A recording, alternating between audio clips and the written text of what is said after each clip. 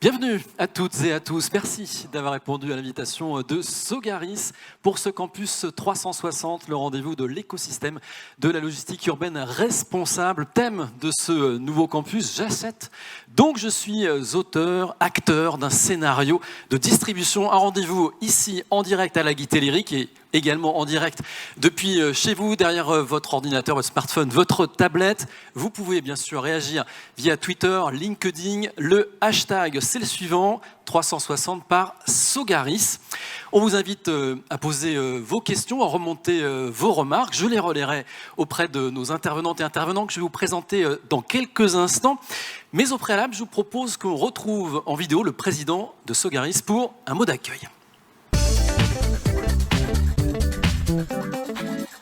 Mesdames, Messieurs, chers amis, bonjour. Je ne peux malheureusement pas être parmi vous cet après-midi, mais je tenais à vous saluer, à vous souhaiter la bienvenue et à vous remercier d'être présents pour le campus 360 par Sogaris. Ce campus, vous le savez, et nous l'avons voulu comme le grand rendez-vous de l'écosystème de la logistique urbaine, et il nous permettra, dès cet après-midi, d'aborder ensemble un point important de nos activités, de le faire avec une approche business et de le faire aussi avec une volonté de rigueur scientifique. Alors cette année, nous avons choisi d'aborder le thème « J'achète, donc je suis acteur » d'un scénario de distribution. Et à travers cet intitulé, c'est la volonté de faire prendre conscience aux consommateurs, en ligne ou en magasin, que être consommateur, c'est participer à la production d'une mobilité qui a des coûts. Alors ces coûts, ils peuvent être à la fois sociaux, économiques et environnementaux. Et c'est pour avoir cette approche transverse que nous avons souhaité, je les remercie d'avoir accepté notre invitation, réunir pour participer à animer ce débat 3 intervenants de qualité, Marie-Christine Lombard de Géodis, Nathalie Demry de Opsoco et bien sûr notre directeur général, Jonathan Seban. Je suis sûr que ces échanges vont vous passionner, à en tenir toute votre attention. N'hésitez pas à réagir, à intervenir, même à distance, avec le hashtag 360 par Sogaris. Et je vous souhaite un bon débat, de bons échanges, un bon campus et à très bientôt.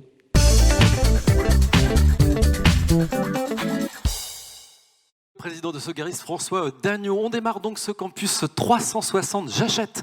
Donc je suis acteur d'un scénario de distribution, un scénario qui s'écrit tous les jours sous nos yeux avec un e-commerce qui explose, des nouvelles habitudes de consommation, un scénario, oui, mais avec qui, pour le casting, parmi les acteurs, un consommateur qui veut consommer utile, plus responsable, et s'il peut se faire livrer en moins de 2 heures, c'est beaucoup mieux.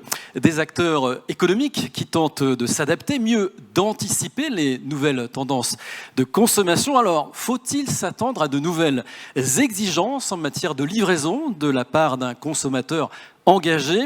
Comment le secteur de la logistique répond-il à la double urgence commerciale et climatique? Comment délivrer le service dans une ville en transition écologique accélérée à l'ère du Covid? Eh bien, toutes ces questions, on va les poser à nos intervenants et intervenantes. Et il y a du boulot. Merci beaucoup d'être avec nous. Donc, je vous présente Marie-Christine Lombard, présidente du directoire de Géodis, un géant français de la logistique. Vous êtes présent dans combien de pays?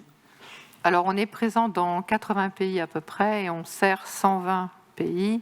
Et le chiffre d'affaires de Géodis, pour donner un peu l'idée de la taille, est de 10,8 milliards d'euros. Alors, on attend beaucoup de votre vision et de votre vision globale des grandes tendances de la logistique. Et puis, on va parler aussi des grandes tendances de la consommation, l'occasion de ce campus, avec Nathalie Demry. Merci d'être là. Vous êtes la cofondatrice de l'Opsoco. C'est un observatoire. Vous travaillez à dresser le portrait robot du consommateur. Et c'est pas facile de le cerner, ce consommateur. Et pourtant, vous y travaillez depuis longtemps avec des outils également académiques. Oui. Alors, juste pour faire une petite boutade comme ça, le consommateur n'existe pas en réalité. Hein. Y a pas on ne peut pas le moyenniser, et si on le fait, on perd beaucoup de ses aspirations et de ses arbitrages, parce qu'on va voir tout à l'heure qu'il y a beaucoup de questions d'arbitrage lorsqu'on pense à la relation à l'environnement. Et la deuxième chose, c'est qu'il y a le consommateur et le citoyen dans la même personne. Donc nous, ce qui nous intéresse beaucoup, c'est de voir toute cette dimension des consommateurs, et c'est pourquoi nous, le PSOCO, c'est une marche sur deux jambes en fait. Il y a une structure d'études, on va dire plutôt traditionnelle. Nous produisons des observatoires, et deuxièmement, il y a un think tank avec lequel nous travaillons très régulièrement, d'universitaires, tous spécialistes de la consommation, avec des historiens, des géographes, des anthropologues, etc. Ce qui nous permet d'avoir une vision beaucoup plus large que celle du consommateur lambda, tel qu'on le décrit dans la presse notamment. Voilà. Bon, alors vous allez nous parler des tendances et ce qu'elles impliquent sur la chaîne logistique. Avec nous, Jonathan Seban, directeur général de Sogaris. Vous avez commandé une enquête Opinionway qu'on va découvrir dans quelques instants sur l'e-commerce et les enjeux de la livraison durable. Pourquoi vous avez voulu d'ailleurs cette enquête? Est-ce qu'on doit s'attendre à des surprises? Alors ça fait un moment que Sogaris s'intéresse à la question de la consommation. La question de la consommation, c'est pas un sujet qui nous touche directement chez Sogaris, mais de manière très indirecte, c'est évidemment central. Pourquoi ? Parce que c'est souvent les clients de nos clients. Et on le sait, hein, la logistique, elle n'est pas de nulle part. Elle naît aussi d'actes très concrets de la vie quotidienne. Et la consommation fait partie, finalement, de ces actes qui génèrent une logistique qui est plus ou moins acceptée, plus ou moins subie et plus ou moins vertueuse. Et donc, c'est la raison pour laquelle on a souhaité s'adresser directement aux consommateurs, pluriel, que nous sommes, pour finalement comprendre quelle est leur vision, leur appréhension de la logistique, et notamment d'essayer, autant que possible, de voir si décalage il y a entre la réalité et la vision de ces consommateurs. Et des surprises, oui, il y en a quelques-unes. Bon, on a hâte de découvrir cette enquête. Elle nous sera présentée dans quelques instants par le directeur conseil d'Opinionway, c'est Laurent Gassi qui va nous rejoindre. Et tout de suite, on va parler du e-commerce qui explose.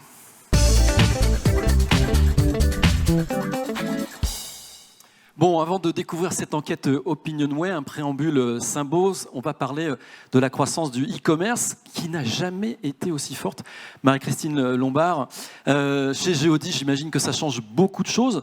Pour le logisticien que vous êtes, comment on répond à une demande qui explose? Je crois que c'est une croissance à 2 chiffres déjà maintenant depuis plusieurs années. Et nous, consommateurs, en plus, on veut se faire livrer de plus en plus vite, donc avec des temps de livraison qui raccourcissent un peu comme les jours en hiver. Comment on fait quand on est à la tête de Géodis? Déjà, c'est pour ça qu'il y a des logisticiens. J'entends beaucoup parler de livraison. Ce qui est important, évidemment, le consommateur voit la livraison, c'est le colis qui arrive chez elle ou chez lui, et il accepte le colis qui est plus ou moins gros en fonction de ce que vous avez commandé. Mais en fait, la logistique du e-commerce, elle commence bien avant. Et c'est là-dessus que d'ailleurs on est positionné. Nous, on est sur la chaîne logistique globale. Certes, on est sur la livraison du dernier kilomètre en France, par exemple, mais on est, je dirais, à la source avec nos clients e-commerçants pour gérer leurs entrepôts, leurs stocks, pour que quand nous passons, nous, une commande sur un site quelconque, d'une marque quelconque, enfin quelconque, pas au sens négatif du terme, mais varié, eh bien, nous-mêmes, logisticiens, immédiatement, nous sommes interfacés avec cette marque et cette entreprise qui envoie la commande à des entrepôts que nous gérons pour leur compte, pour que nous préparions la commande et surtout qu'on leur donne l'information est-ce qu'il y a du stock ou pas, et qu'on leur fasse des prévisions d'ailleurs de stock, parce qu'on gère tellement de données de consommation que nous pouvons faire, en faisant, pour employer des termes très scientifiques, de l'analyse business de données avec des algorithmes complexes. C'est vrai que le logisticien, de plus en plus, il va là-dessus pour dire à sa marque ou son client, voilà, sur ce produit-là, vous allez être en rupture de stock le mardi, parce qu'on a vu que le lundi, tout le monde achetait, enfin, ou du moins le week-end, tout le monde achète des quantités astronomiques, qui sont livrées le lundi, et le mardi, ça recommence. Enfin, je dis un peu n'importe quoi, j'essaie de concrétiser, en fait, parce que un des sujets de la logistique, c'est que ce terme est tellement générique, personne ne comprend ce qu'il y a derrière. Mais la livraison, en fait, c'est l'acte final de l'achat e-commerce. Et quand on regarde un iPhone, j'imagine qu'il y en a beaucoup dans la salle, eh bien, cet iPhone a été fait en prenant à peu près 43 pays. Les composants de l'iPhone, il y a 43 pays impliqués dans la construction, dans la fabrication d'un iPhone. Ensuite, cet iPhone, il faut se dire les choses, il vient de Shanghai. Ensuite, il est livré sur des plateformes type Schiphol, CDG pour l'Europe. Et ensuite, il est redistribué ou en direct sur le particulier, ou dans des Apple Store, ou dans des distributeurs Apple. Et le pourcentage de chiffre d'affaires du coût de la logistique, pour un Apple ou des gens comme ça, c'est entre 10 et 15% du chiffre d'affaires.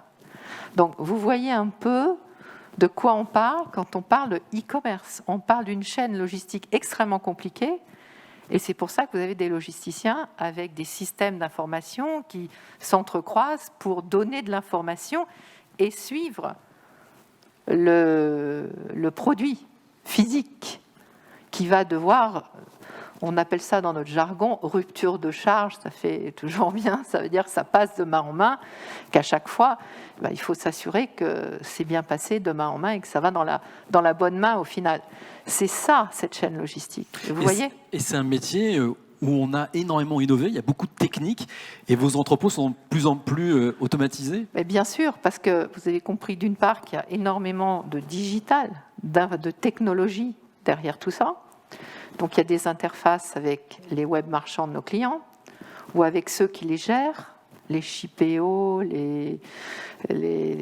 il y en a beaucoup. Pas les Shippeo, pardon, les Shopify ou des gens comme ça.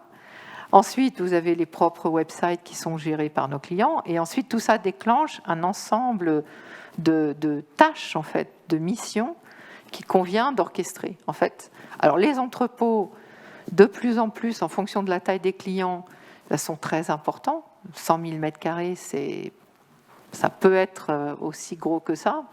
On appelle ça d'ailleurs des hubs logistiques, parce qu'entrepôt, on a l'impression qu'il y a un toit et puis des murs, qu'à l'intérieur, tout ça grouille, mais c'est plus du tout comme ça.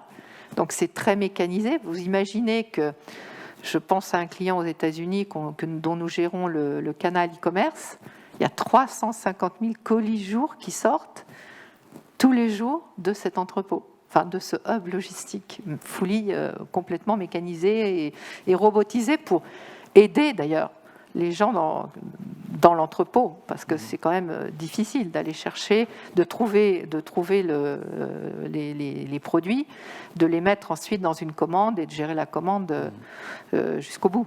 Et cette automatisation, ces robots, ça permet aussi de lutter contre le changement climatique. Je veux dire par là qu'on reproche souvent à ces entrepôts de prendre de la place. On peut parler d'étalement urbain, d'artificialisation. Ça veut dire qu'avec des robots, avec des racks qui permettent de monter à des dizaines de mètres, ça veut dire que c'est terminé les entrepôts horizontaux, on gagne en hauteur, c'est plus acceptable. C'est plus acceptable, très certainement. C'est vrai que qui veut vivre à côté d'entrepôts qui sont plans et qui s'étendent sur des kilomètres ? J'ai des endroits en France qui me viennent à l'esprit. Personne, il faut quand même le dire.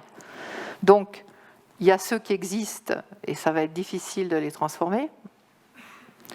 Et les nouveaux, sur lesquels on pense, enfin en tout cas nous, Géodis, on milite énormément là-dessus, c'est que l'entrepôt, pour avoir une empreinte carbone la moins grande possible, il faut quelque part massifier le transport pour que chaque transport soit plein, donc organiser ce transport de façon optimale, en utilisant des moyens décarbonés, et arriver sur des entrepôts où il y a du stock et qu'ensuite le stock vers le marché de consommation, en termes de distance, soit la plus petite possible pour éviter justement les camions à longue distance, bien polluants, bien congestionnants dans les villes.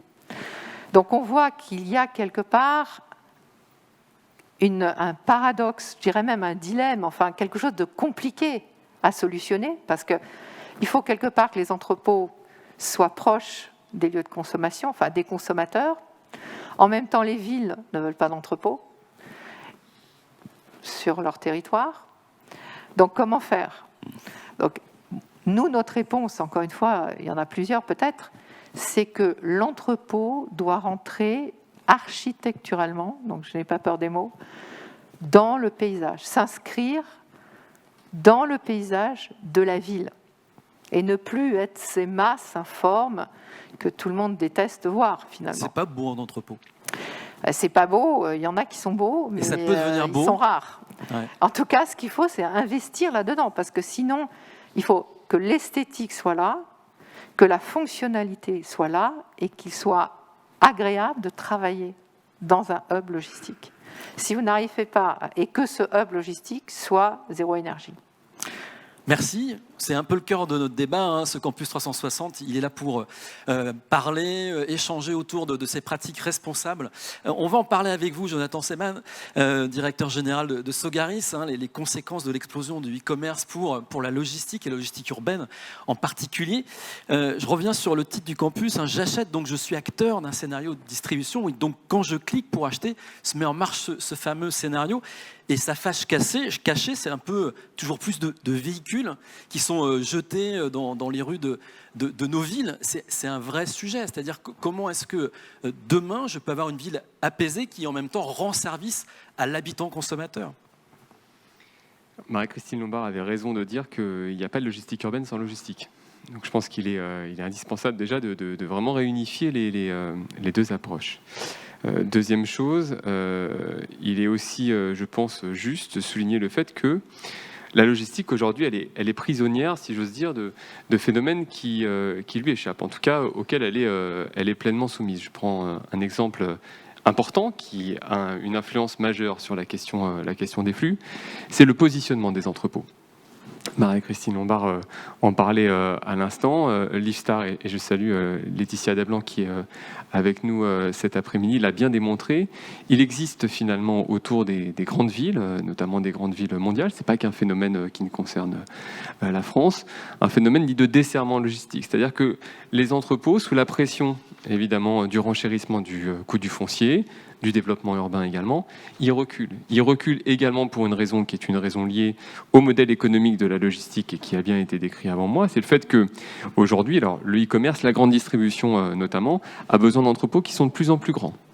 Et ces entrepôts de plus en plus grands, il faut aussi qu'ils puissent être construits à des prix qui soient nécessairement abordables, avec des loyers qui finalement soient aussi acceptables par les entreprises qui vont venir les exploiter. Donc ce recul des entrepôts, qui est un phénomène que l'on observe depuis plus de 20 ans, il vient aujourd'hui finalement se confronter à une autre contrainte, qui est celle de l'évolution de nos modes de consommation, qui justement impose de plus en plus de flux à l'intérieur des centres-villes, à l'intérieur des centres urbains au sens large, pas les centres-villes évidemment au sens parcellaire du terme, hein. Et ça crée forcément une convergence des flux vers les cœurs d'agglomération. Et donc c'est ce à quoi on est aujourd'hui confronté. Alors des solutions, il en existe plusieurs. Pour notre part chez Sogaris, hein, et c'est ce que j'essaye aussi de porter à titre personnel, je pense qu'il y a deux choses centrales. La première, c'est que, qu'on le veuille ou pas, il faut une réglementation qui, d'une certaine manière, puisse venir homogénéiser la manière dont les flux de marchandises puissent s'opérer dans les villes. Et le président l'a un peu souligné en introduction. Il est, je pense, faux d'imaginer que les villes vont pouvoir continuer à fonctionner avec de plus en plus de camions. En réalité, on va vers une forme de pacification des espaces urbains. Ça va passer notamment par la mise en place de ces fameuses zones à faible émission, hein. En Europe, il y en a plus de 250. Donc on voit bien que c'est un phénomène qui est un phénomène général. Bref, la réglementation est un sujet. Un deuxième sujet auquel nous croyons beaucoup, c'est le développement, le déploiement de réseaux de sites immobiliers bien localisés, architecturalement adaptés, je suis tout à fait d'accord, à la ville, donc qui rencontrent finalement une vraie qualité d'insertion urbaine et paysagère, et fonctionnellement totalement, je dirais, au clair sur ce que sont les besoins des professionnels qui vont venir les exploiter. Donc ces deux éléments-là vont nous permettre, en tout cas on l'espère, de réguler, d'optimiser davantage la manière dont les flux de marchandises se structurent dans la ville, et donc de venir en réduire les nuisances. Alors il faut quand même se dire qu'il existe un élément qui peut venir contrarier cette approche-là, en tout cas qui va nous obliger à réfléchir encore davantage. C'est quoi ? C'est que, on se l'est dit, le e-commerce est aujourd'hui une croissance à 2 chiffres. Et en réalité, dans une ville qui est déjà très largement congestionnée, pas forcément par les flux de consommation, par tous les flux, le B2B, c'est 80% des flux de marchandises. Le B2C, donc ce dont on va parler ce soir, cet après-midi, c'est 20%. Donc on voit bien que c'est évidemment minoritaire. Par contre, c'est ça qui fait la majeure partie de la croissance des flux. Et donc c'est aussi ça qu'il faut réussir à réguler et à organiser. Et donc il est vrai que la croissance de ces flux-là, forcément, ça pose tout un ensemble de questions. On en a parlé, des questions immobilières, des questions urbaines. Je pense aussi des questions sociales et sociétales. On est là aussi pour pouvoir les évoquer. On sent qu'il n'y a pas de solution magique. Par contre, il y a un ensemble de leviers qu'il faut pouvoir activer. Il faut pouvoir les activer collectivement. Alors vous parliez de l'évolution de nos modes de consommation. On va en parler tout de suite avec Nathalie Namry de l'Obsoco.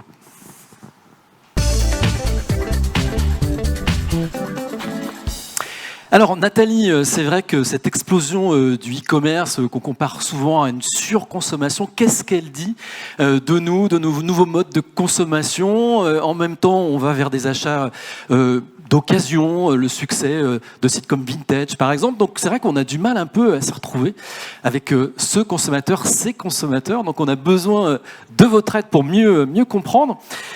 Quelles sont les grandes tendances de la consommation aujourd'hui ? Est-ce qu'on est dans une consommation qu'on pourrait dire engagée aujourd'hui ou pas ? Alors on est de plus en plus dans une consommation engagée. Je vais reprendre un petit peu au départ pour montrer comment en fait les grands mouvements de consommation se font. D'abord, ça se fait sur des temps très très longs. Nous, on aime bien à l'Obsoco travailler sur le temps long parce que ça permet d'appréhender éventuellement quelques perspectives. On est passé d'une consommation de classe moyenne, grosso modo, les 30 Glorieuses, enfin on connaît tout ça, à une consommation de plus en plus singularisée où les consommateurs en consommant, voulaient exprimer quelque chose d'eux-mêmes et donc ont multiplié les besoins de consommation. En même temps, l'offre s'est adaptée, c'est-à-dire que le supermarché ou l'hypermarché qui a prédominé jusqu'à des années 80-90 a laissé la place à tout un tas d'autres possibilités pour faire ses courses. Et le e-commerce est arrivé parce qu'on a toujours un triptyque, évolution sociétale, évolution économique et évolution technologique. Alors, quand les trois matchent ensemble, on passe dans une autre dimension. Et aujourd'hui, on est dans cette autre dimension d'intégrer complètement le e-commerce. Pour le consommateur, il n'y a pas une consommation e-commerce et une consommation commerce physique. Pour lui, c'est du sans couture. S'il se pose la question, maintenant, c'est certainement par le biais de la question de la responsabilité, effectivement. Mais après tout, c'est pas le moyen par lequel il va consommer ne rentrait pas jusqu'ici dans ses choix. La deuxième chose, c'est que on est en train d'évoluer vers une consommation de plus en plus responsable, c'est vrai, mais toujours avec le temps très long. Je pense par exemple à l'obsolescence programmée. Ça fait 20 ans, presque 30 ans qu'on parle d'obsolescence programmée. On a eu la réticence des industriels qui a un peu empêché le débat de s'installer. Aujourd'hui, on sait qu'il y a obsolescence programmée et collectivement, le consommateur par sa démarche, les industriels par leur démarche, travaillent à autre chose. Donc c'est pour ça qu'on parle sur des temps longs. Ce temps long, aujourd'hui, il va vers quelque chose qu'on pourrait appeler consommer moins, mais mieux. En gros, les consommateurs deviennent de plus en plus conscients parce qu'ils sont aussi éduqués à cela, parce qu'il y a des manifestations pour la préservation de la planète, etc. Il y a un certain nombre de choses qui sont dans l'air du temps, on pourrait presque dire politiquement correctes, hein, d'une certaine façon. Cette aspiration à consommer moins mais mieux vient du fait que je deviens conscient que quand je consomme, je consume. C'est-à-dire j'abîme, je jette, je crée des déchets, je fais du gaspillage, etc., etc. Et donc la consommation aujourd'hui, c'est apprécier un service et apprécier un produit, mais aussi apprécier les conséquences de ce produit ou de ce service. Et de plus en plus, on rentre dans ce couplage où on se pose la question, quand j'achète quelque chose, qu'est-ce que j'achète ? C'est le titre, en fait, de la séquence de cet après-midi. Dans quel scénario je suis ? Est-ce que je suis bien accroché à un scénario, disons, de consommation durable et responsable ? Et consommer mieux, c'est aussi consommer utile, local ? Alors, consommer mieux, c'est une panoplie de choses, hein. Alors, il y a des choses qui sont plus ou moins, rationnelles. Pour certains, consommer mieux, c'est consommer local, pensant que le local, c'est bio. Donc voilà, on a comme ça tout un imaginaire qui est très intéressant d'aller détailler, mais disons qu'il y a des fixations qui se font aujourd'hui sur le local, parce qu'on est rentré dans une époque anti-mondialisation, qui s'est aggravée d'ailleurs beaucoup avec le Covid. Donc voilà, consommer local, mais c'est aussi consommer différemment. C'est pas forcément consommer neuf, donc c'est consommer d'occasion, c'est consommer en empruntant, c'est etc. etc. Alors, ce qui est très intéressant de remarquer, c'est que, par exemple, la consommation d'occasion n'est pas forcément une consommation de la décroissance. Là, on a un collègue anthropologue qui dit ce qu'on aime, c'est consommer des signes de décroissance. C'est pas forcément rentrer en décroissance. D'ailleurs, on a vu certaines souffrances à ne pas consommer, notamment au premier confinement. On aime consommer. Donc, c'est une autre façon de continuer à consommer, moins cher, ça rentre en ligne de compte quand même, moins cher, et de renouveler par exemple plus régulièrement son stock de vêtements. Donc c'est la multiplication de ces points d'entrée dans la consommation, d'autant qu'il y a des travaux remarquables faits. On parlait des Galeries Lafayette qui viennent d'ouvrir un corner de vêtements vintage et autres. La multiplication des heureuses prises de décision des distributeurs fait que le marché s'accroît, et quand le marché s'accroît, eh bien ça marche. Et les moteurs de ces mutations des consommateurs, quels sont-ils ? C'est, vous l'avez dit, le moindre impact sur l'environnement, parce qu'il y a une vraie conscience environnementale plus en plus développée. Il y a un vrai effet d'agenda. Il y a un effet d'agenda avec beaucoup quand même d'émissions consacrées. On a eu différentes COP, on a des manifestations pour ou contre Greta. Enfin bon, il y a beaucoup de bruit autour de ça. Mais on ne peut plus aujourd'hui ignorer les conséquences de sa consommation. On peut le minimiser, on peut par arbitrage quelquefois avoir plus envie de se faire plaisir plutôt que de faire plus attention, mais on ne peut plus. Donc l'effet d'agenda est très très fort. Donc ça serait un phénomène durable. Ça peut être, c'est un phénomène durable qui s'installe durablement. Encore une fois, il faut analyser les choses sur le temps très long. Et la deuxième chose, c'est les consommateurs ont envie de faire leur part. Et c'est aussi pour cela qu'ils rentrent dans une dimension de consommation durable. En gros, il y a une telle défiance à l'égard, on y reviendra tout à l'heure, mais du politique, des institutions, etc., qui sont très déceptifs sur ces questions. Et donc, moi, à mon petit niveau, eh bien, je vais faire ma part. Sauf que c'est pas facile de faire sa part parce que je sais pas par quoi commencer, je sais pas quel chemin emprunter, je sais pas, moi je peux faire du tri sélectif et puis mon voisin à côté ne pas en faire mais arrêter d'acheter des choses jetables. Lequel des deux a raison? Et c'est pourquoi là le rôle des entreprises notamment est extrêmement important parce que lorsqu'elles affichent une volonté de rentrer dans des perspectives de durabilité, les consommateurs ont le choix, du coup, de pouvoir adhérer à ces entreprises, de pouvoir acheter, de pouvoir se faire livrer par ces entreprises, parce qu'ils vont se sentir entraînés, pris par la main dans une démarche que tout seuls, ils sont un peu à la fois perdus et trop petits pour faire. On va faire réagir Maxime Lombard et Jonathan Sevane sur ce profil de consommateur au pluriel. Est-ce que vous le reconnaissez, Maxime Lombard? Parce qu'en même temps, est-ce qu'il n'y a pas un paradoxe entre ce consommateur qui veut consommer, donc responsable, mais en même temps qui veut se faire livrer toujours plus vite?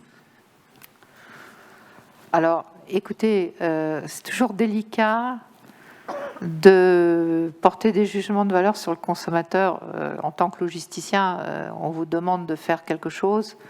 Vous voyez avec la société en question qui vous demande de le faire. Bon, après, si évidemment on émet un CO2 de folie, on va trouver des solutions pour abaisser tout ça. Non, effectivement, je pense qu'il y a des paradoxes à tous les niveaux. On a tous une perception que, par exemple, l'augmentation de la chaleur sur Terre, des fameux 2,5 degrés Celsius, c'est une chose certaine. C'est maintenant, on a dépassé ce stade. Donc c'est grave. Il y a des pans entiers de l'humanité qui vont se retrouver sans eau et où ça va être invivable. Donc franchement, un des sujets, je pense, et je trouve que c'est pour ça d'ailleurs que je suis venue, le thème est très intéressant. J'achète, donc je suis, et j'espère qu'on ne s'arrête pas là.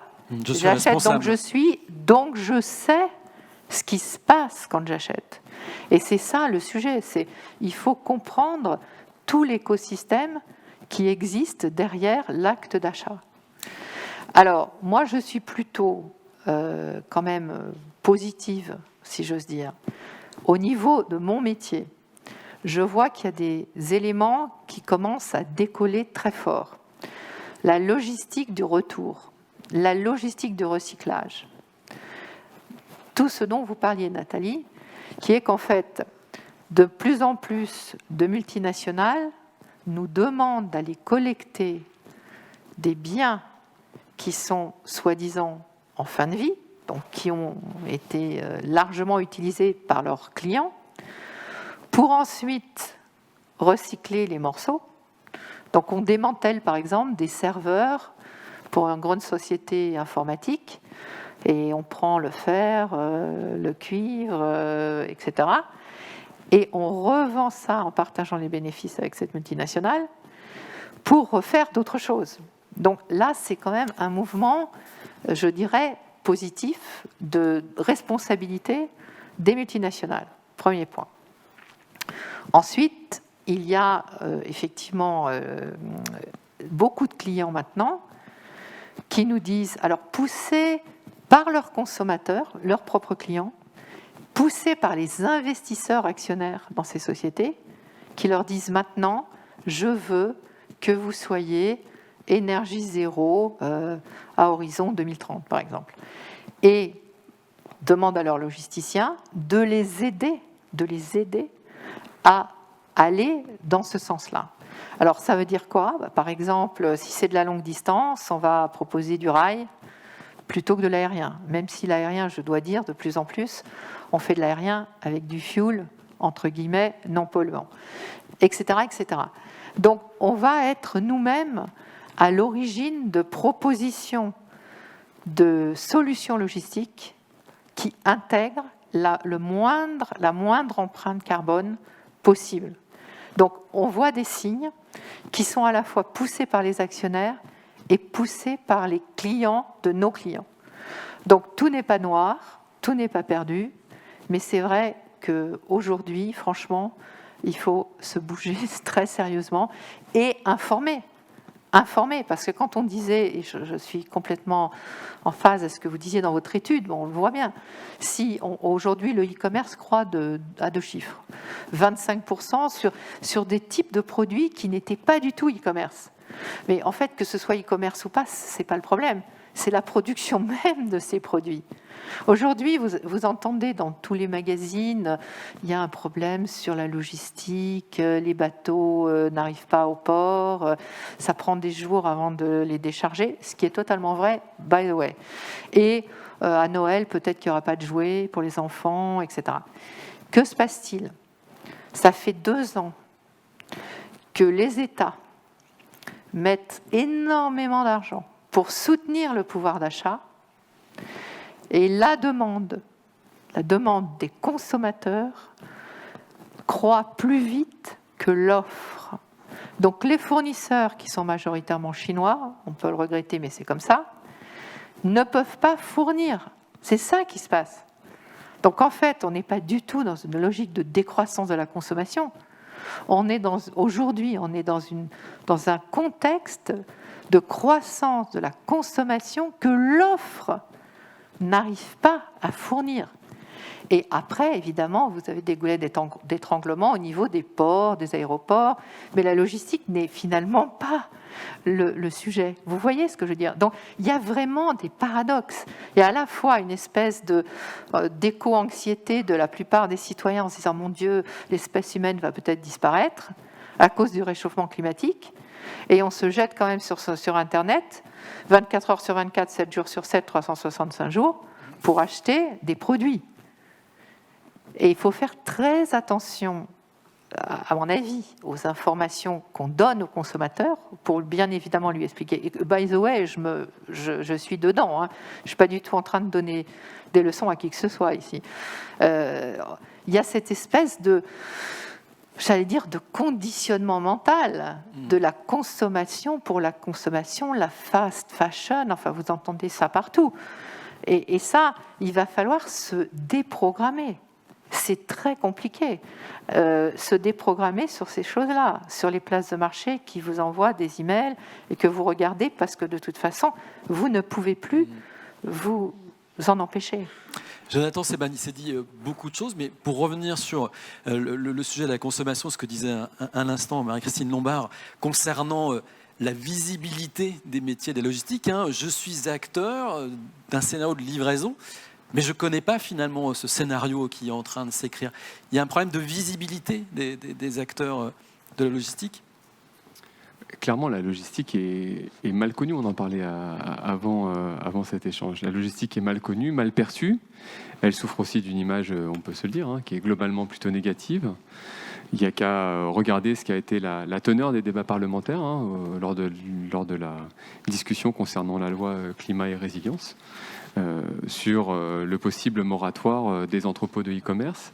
Proposition relayant déjà une proposition de la Convention climat, donc portée par des citoyens, considérant que le e-commerce et les entrepôts qui en sont le support physique nuisaient très directement à l'environnement. Donc oui, forcément, il y a un problème. Alors, on le dit souvent, 2020 ne marque pas forcément un avant et un après, sauf peut-être pour la logistique, parce que clairement, les contraintes d'approvisionnement pour tout type de produits, les enjeux aussi, on va dire, des nouveaux modes de consommation qui ont pu, s'accélérer à l'occasion notamment des confinements successifs, ont fait apparaître la logistique comme un sujet essentiel pour notre économie. Et je pense qu'aujourd'hui, c'est quand même une problématique qui s'est installée dans le débat public. Donc, la logistique est moins invisible qu'auparavant. Pour autant, est-ce qu'elle est pleinement conscientisée par nous en tant que consommateurs et citoyens? J'en suis absolument pas convaincu. Juste 2 réflexions et une remarque sur ce qu'a dit notamment Nathalie Fabry. Je pense que certes, les citoyens que nous sommes souhaitons être acteurs de plus en plus de ces questions, de la problématique environnementale au sens large. Pour autant, on le sait, la théorie du colibri ne fonctionne pas. C'est-à-dire que tout ça n'a de sens que si c'est enserré dans une vision globale qui, elle, est nécessairement portée par les institutions. Donc, c'est-à-dire que les institutions qui sont elles-mêmes, d'une certaine manière, critiquées pour leur inefficacité, sont néanmoins quand même les leviers majeurs de la lutte contre le dérèglement climatique. Et donc, c'est aussi finalement un des moteurs de l'évolution de nos propres modes de consommation. Marie-Christine Lombard évoquait à l'instant les problématiques de recyclage. Il y a des lois qui sont récemment passées. Alors je ne dis pas que tout réside dans la loi, c'est pas ça. Je dis simplement qu'on voit néanmoins qu'il y a déjà un premier paradoxe ici entre la défiance dans précisément ces institutions qui pourtant sont les leviers premiers pour nous permettre, sinon nous en sortir, en tout cas d'amortir la chute. Deuxième élément important, c'est que les modes de consommation, je pense, ne sont pas drivés, comme on dit en bon français, par nos propres aspirations. Ils le sont aussi par des besoins que l'on fait naître. Et pour le coup, on voit aujourd'hui apparaître ce qu'on appelle le Q-commerce, c'est-à-dire au fond le commerce livré en des temps défiant toute concurrence. On peut légitimement se poser la question de savoir si le consommateur en attendait autant, ou si on n'est pas, pour le coup, aussi dans une forme d'effervescence de la mondialisation, qui finalement aujourd'hui propose des besoins nouveaux, qui échappent en réalité au paiement de toute externalité négative, il ne faut pas se mentir, mais qui rencontrent finalement, qui font naître un besoin chez les consommateurs que nous sommes. Moi j'ai une petite remarque, c'est que je pense que ma fille de 5 ans nous regarde, et donc je veux juste la rassurer sur le fait que le Père Noël aura bien des cadeaux à Noël cette année. Voilà, c'est important de lui dire. Ah oui, vous avez bien raison. Bien raison. Si vous voulez passer des messages personnels aussi, Nathalie, Christine, n'hésitez pas une seule seconde, vous aussi, vous pouvez réagir, prendre le micro. Alors, tout ça est très intéressant, ça nous amène à notre enquête Opinionway. Que pense le consommateur réellement du e-commerce? Que connaît-il des enjeux de la livraison urbaine? Je vais inviter à nous rejoindre le directeur conseil d'Opinionway qui a réalisé cette enquête pour le compte de Sogaris, c'est Laurent Gassi. Et on retrouve tout de suite.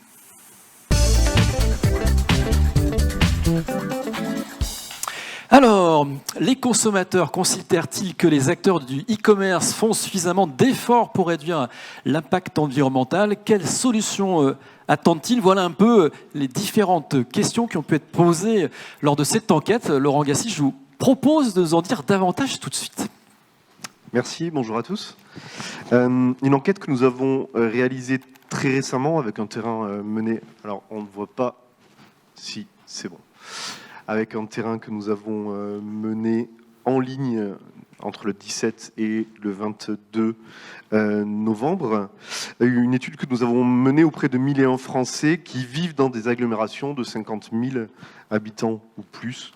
Donc vous comprenez, qui sont concernés par cette problématique de la livraison urbaine. Si on rentre directement dans les résultats, on avait une première question.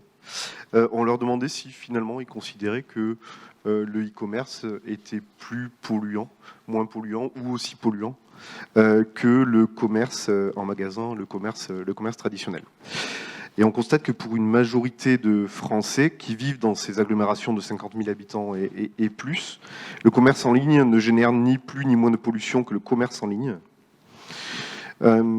Toutefois, si on regarde donc ces 47% restants qui établissent une hiérarchie entre ces deux modes de commerce, 30% considèrent que le e-commerce est plus polluant que le commerce traditionnel, tandis que 17% partagent l'opinion inverse.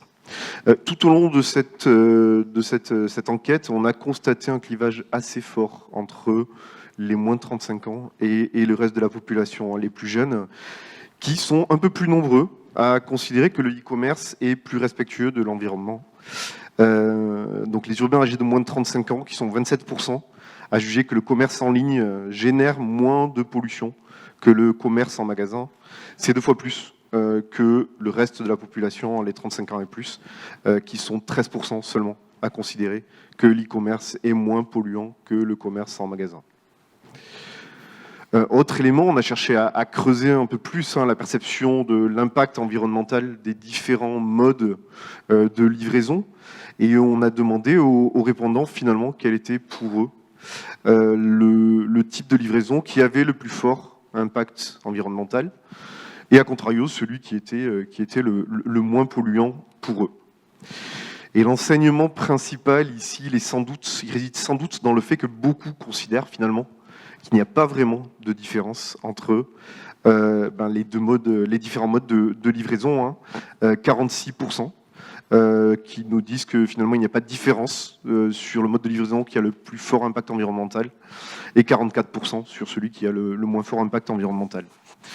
Si on regarde ceux qui se prononcent, hein, le click and collect, qui s'est largement développé pendant la crise sanitaire, il est considéré comme le mode de livraison qui a le moins fort impact sur l'environnement, pour 30% des personnes interrogées. Juste devant, la livraison en point relais, 20%. Et à l'inverse, hein, vous le voyez à gauche en rouge, la livraison à domicile est de loin jugée la plus polluante. Là encore, sur cette question, on constate un clivage assez fort entre moins de 35 ans et le reste de la population. Les jeunes sont les plus nombreux à désigner le click and collect comme le mode de livraison le plus respectueux de l'environnement. 42% chez les moins de 35 ans contre 26% chez les plus de 35 ans. Et les personnes les plus âgées jugent la livraison en point relais plus écologique, 27% chez les 65 ans et plus, contre seulement 19% pour le click and collect. Vous voyez que la hiérarchie s'inverse lorsque nous regardons ces résultats sur les plus âgés. Alors, oui, si vous voulez bien, Laurent, à ce stade, j'ai peut-être quelques questions à poser à nos intervenantes et intervenants. Peut-être d'abord sur la fragmentation là, entre les plus jeunes et les plus âgés. Est-ce que, Nathalie Damry, vous voyez ça dans d'autres études où là c'est particulièrement frappant et l'enjeu, en effet, là, on croit comprendre, il est climatique, les jeunes générations sont plus sensibles à ce sujet. Alors, oui, les jeunes générations sont plus sensibles. Alors, quand on parle de jeunes, c'est très large, jeunes. Hein. Vous avez des jeunes qui ont un fort capital culturel et d'autres tout aussi jeunes pour lesquels les questions environnementales sont de moindre importance. En revanche, ce qui est intéressant, c'est de voir que sur cette question-là, au sens général, plus large que la question d'Opinionway, sur la question de l'environnement, il y a une fracture qui est en train de se créer entre, disons, la génération boomer,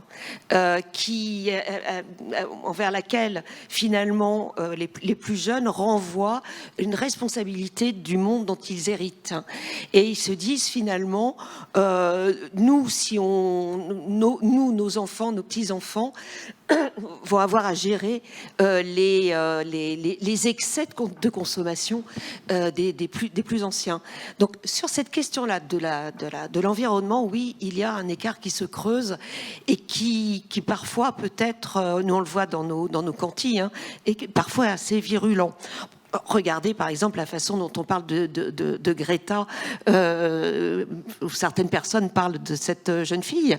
On est d'accord, on n'est pas d'accord, mais on lui fait le procès de sa jeunesse, de même qu'elle fait le procès des plus âgés qui ont dépensé sans compter. Donc voilà.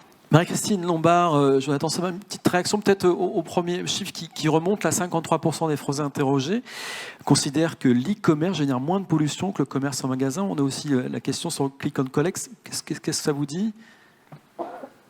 Alors, en fait, toujours pareil, c'est le sujet de la donnée scientifique qui manque cruellement. Nous-mêmes, on s'est engagé dans une grande réflexion là-dessus pour avoir des faits et des chiffres, hein, c'est clair. En termes de livraison, honnêtement, il n'est pas du tout certain que le click and collect soit moins polluant que le e-commerce. Ça dépend où vous allez le chercher. Si vous allez le chercher dans un Leroy Merlin à 10 km de chez vous, vous prenez votre voiture, vous êtes seul, vous allez chercher votre colis, vous dépensez probablement du diesel, de l'essence, enfin bon bref, vous revenez chez vous, vous êtes seul avec le colis. Donc très honnêtement, le e-commerce fait par des professionnels, si je peux me permettre, est en général mutualisé et donc moins polluant ramené au kilo. Enfin, c'est ces mesures scientifiques sur lesquelles il faut se mettre d'accord. C'est pas une question de renvoyer les uns contre les autres, c'est vraiment...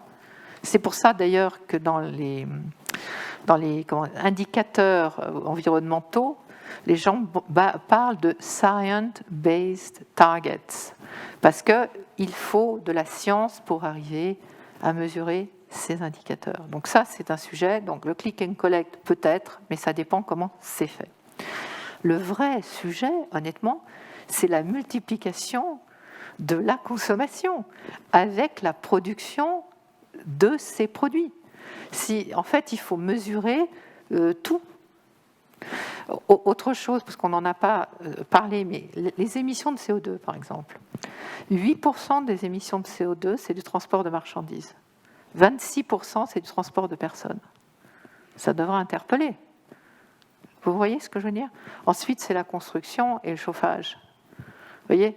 Donc, en fait, chaque secteur a sa responsabilité et chaque secteur doit faire des choses pour abaisser son empreinte environnementale en prenant la mesure totale de son impact. Et le transport de marchandises, encore une fois, je ne parle pas pour ma chapelle, hein, simplement j'essaie de travailler avec les chiffres, ce n'est pas le plus polluant. En revanche, ça n'empêche que nous, chez Geodis, on a dit moins 40% d'émissions par rapport à ce qu'on émettait en 2017, et en 2030, ça sera moins 40%. Parce que c'est comme ça. Et peut-être d'ailleurs qu'on augmentera en termes de pourcentage de baisse des émissions. Vous voyez? Donc, moi, je préfère ne pas me prononcer à ce stade. Ce que je pense que le e-commerce, en revanche, génère, c'est de la congestion. Ça, c'est encore autre chose. Parce que la pollution, c'est quoi? Vous avez la pollution de l'atmosphère avec le CO2. Il n'y a pas que le CO2, d'ailleurs. Particules fines. Eh oui. Et pour l'instant, il y a beaucoup de focus sur les émissions de CO2, à juste titre quand même, mais bon, il y a d'autres choses. Après, vous avez le bruit des camions et la congestion, avec les klaxons. Vous entendez ça dans Paris, par exemple. Donc, par exemple, je vous donne une idée sur laquelle on travaille avec Geodis, et avec d'autres d'ailleurs, nos concurrents même, parce qu'en fait, c'est un écosystème qui doit se mettre en marche pour trouver des solutions. Et sur Paris, actuellement, on est en réflexion sur un métro logistique. Vous enlevez tous les camions de la surface et vous passez ça sous la terre.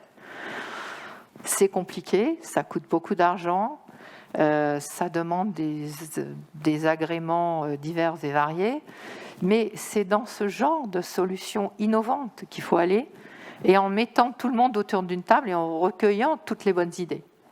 Et après, peut-être que ça coûte cher, mais si vous faites la somme de l'impact sur la santé des citoyens d'un environnement désastreux pour l'environnement, justement, eh bien peut-être que l'investissement vaut la peine. Vous voyez ce que je veux dire? Oui, prévention ou soins, etc. Bien sûr.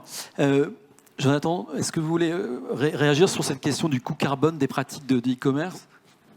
Oui, simplement sur ce sujet, effectivement, pour l'objectiver quelque peu, et je dirais dans la ligne de ce que vient de dire Marie-Christine Lombard, il y a plusieurs études qui sont parues pour tenter d'évaluer ce que peut être l'empreinte carbone du e-commerce comparativement au commerce physique. Donc il y a une étude qui est sortie, je pense, il y a 2 ans, commanditée par un géant du e-commerce américain, dont je tairai bien entendu le nom, et réalisée par le cabinet Oliver Wyman, qui a démontré que le e-commerce était moins polluant que le commerce physique. Et dernièrement, peut-être avez-vous vu une étude, cette fois commanditée par l'Union des centres commerciaux, qui a démontré que le commerce physique était cette fois moins polluant que le e-commerce, moyennant quelques conditions toutefois. Alors, j'insisterai sur la 3e étude en laquelle je placerai toute ma confiance. C'est notamment le travail qui a été fait par l'HR, fondé par l'IFSTAR, l'université Gustave Eiffel, Sogaris et La Poste.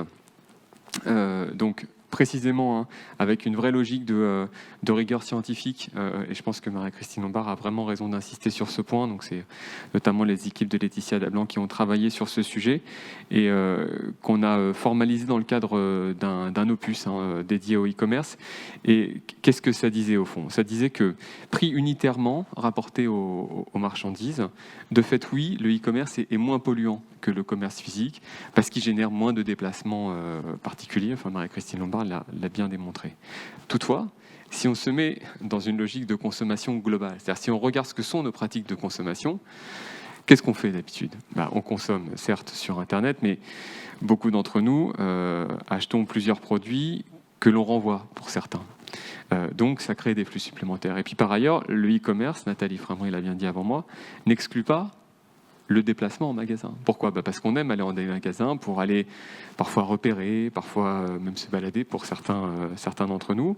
Et donc si on regarde finalement la pratique de consommation au sens large, le e-commerce est plutôt venu alourdir le bilan carbone de la consommation que nous pratiquons, plutôt qu'il est venu la réduire. Donc il n'y a sans doute pas, je dirais, d'opposition à mener entre, d'un côté, le commerce physique et de l'autre, le e-commerce. Ça a été dit avant moi. Il y a une forme de vrai continuum, que ce soit dans la manière dont les entreprises elles-mêmes opèrent ce commerce pour le compte d'autrui, ou alors de la manière dont les consommateurs eux-mêmes appréhendent finalement aujourd'hui l'achat en magasin ou l'achat par un clic seulement. Donc voilà, je pense qu'il faut avoir une vision globale et pas être dans finalement une forme d'opposition dont on perçoit qu'elle est quelque peu stérile au final.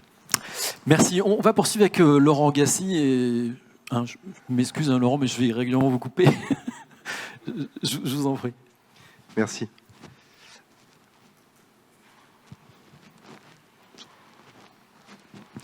Nous avons ensuite demandé aux répondants s'il leur était déjà arrivé de renoncer à un achat en ligne en raison de son impact sur l'environnement. Ceci afin de mesurer s'ils étaient vraiment impliqués sur ce sujet. Et on constate qu'un acheteur sur 10 nous dit avoir déjà renoncer à un achat en ligne en raison de son impact sur l'environnement. Alors 15% qui l'ont fait une seule fois, 15% qui nous disent l'avoir fait plusieurs fois. Toujours est-il que voilà une part relativement importante de répondants qui prennent en compte cet aspect environnemental et qui vont même jusqu'à renoncer à un achat. Là encore, les moins de 35 ans semblent être plus sensibles à la question, puisqu'ils sont 41% à déclarer avoir déjà renoncé à un achat en ligne en raison de son impact sur l'environnement. On tombe à 25% lorsqu'on est sur les 35 ans et plus, et si on fait un focus vraiment sur les 65 ans et plus, on tombe à 17%. Donc un écart, encore une fois, assez fort entre les plus jeunes et les plus âgés sur cette question. Ça, c'est vraiment très intéressant, parce que tout à l'heure, Nathalie, vous nous parliez de consommateurs responsables. Là, on est en train de voir que ce consommateur, il est en train de se muter en consommateur soucieux de sa livraison plus responsable. Non ? Est-ce que c'est comme ça qu'on doit le comprendre ? Je ne sais pas. Par observer, il faut un sondage régulier tous les ans. Ouais. Pour bien appréhender cette chose-là, encore faut-il que les consommateurs soient bien informés. On parlait tout à l'heure d'une sorte de Nutri-Score, qu'ils aient la bonne information. Qui leur permettent d'arbitrer. Je me fais livrer ou je ne me fais pas livrer. Donc, pour moi, c'est vraiment la clé, c'est là. C'est de quel type d'information je dispose aujourd'hui pour arbitrer ma décision. En revanche, le sens de l'histoire va vers la consommation, vers la livraison responsable. On a quelque chose qui s'est mis en route, qui est de mieux en mieux informé, de plus en plus, avec une sorte d'urgence aujourd'hui. Et donc, il n'y a aucune raison que la livraison échappe à cette prise de conscience générale. Donc, moi, ça me semble tout à fait logique, même si je ne peux pas me prononcer sur la question et les résultats d'OpinionWay, mais ça me semble tout à fait logique qu'on va dans cette direction. Je vous en prie, Laurent. On a posé également toute une batterie d'opinions sur le secteur du e-commerce aux répondants et on constate que globalement les Français se montrent plutôt critiques, alors les Français urbains encore une fois, se montrent plutôt critiques concernant l'impact environnemental et social du e-commerce. Alors on a sûrement un effet d'agenda ici, dont parlait Nathalie tout à l'heure, 57% qui estiment que ces acteurs ne fournissent pas suffisamment d'efforts pour réduire l'impact environnemental de leurs activités, et 60% qui jugent que les salariés du e-commerce n'ont pas de bonnes conditions de travail. Ce sont les deux derniers items que vous voyez sur ce graphique. Les jeunes sont relativement plus indulgents que les autres, et c'est peut-être étonnant par rapport à tout ce qu'on vient de voir. Ils sont peut-être aussi plus conscients des efforts qui sont faits par les différents opérateurs. 54% des urbains âgés de moins de 50 ans estiment qu'ils ne font pas suffisamment d'efforts pour réduire l'impact environnemental de leurs activités, contre 59% des 50 ans et plus. Et plus significatif encore, ils sont 53% à juger que les salariés du e-commerce n'ont pas de bonnes conditions de travail, contre 69% des 50 ans et plus. Donc là encore, des écarts qui sont très forts sur cette question-là. Les catégories socioprofessionnelles également, populaires, qui sont également un peu moins sévères. Si la responsabilité sociale et environnementale du e-commerce est globalement mise en cause, on le voit là, les Français urbains lui prêtent tout de même des vertus, en particulier économiques. Pour plus de 8 répondants sur 10, les activités du e-commerce sont génératrices d'emplois, 84%. Elles contribuent au dynamisme économique des territoires, 81%. Et par ailleurs, ils sont nombreux à penser que les collectivités territoriales ont un rôle à jouer pour adapter l'aménagement urbain à ces usages, 84%. Alors là, justement, Jonathan Sevan, moi, j'avoue que je suis un peu surpris. Je ne pensais pas que les Français avaient dans l'idée que la logistique était pourvoyeuse d'emplois, qu'elle pouvait développer l'attractivité économique d'un territoire. Je suis surpris. Enfin, c'est moi, mais... Je vous avais dit qu'il y aurait des surprises. Peut-être pour réagir et le faire, je pense, avec distance, comme l'a fait avant moi Nathalie sur la question précédente. Oui, effectivement, la logistique est pourvoyeuse d'emplois.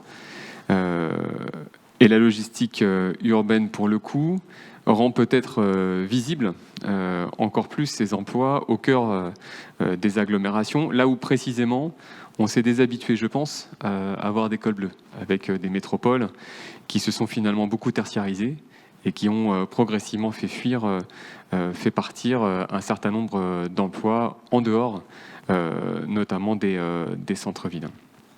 Donc, il n'est pas complètement absurde d'imaginer qu'au fond, on appréhende aujourd'hui cette logistique et le retour de cette logistique en ville ou proche des villes. Je pense qu'il faut avoir une vision assez large du sujet, comme aussi un enjeu d'emploi. D'ailleurs, on peut le dire, c'est souvent un argument qui est aussi porté par un certain nombre de grands investisseurs logistiques pour légitimer l'implantation d'entrepôts, notamment dans un certain nombre de régions qui cherchent aujourd'hui à reconvertir un certain nombre de sites industriels.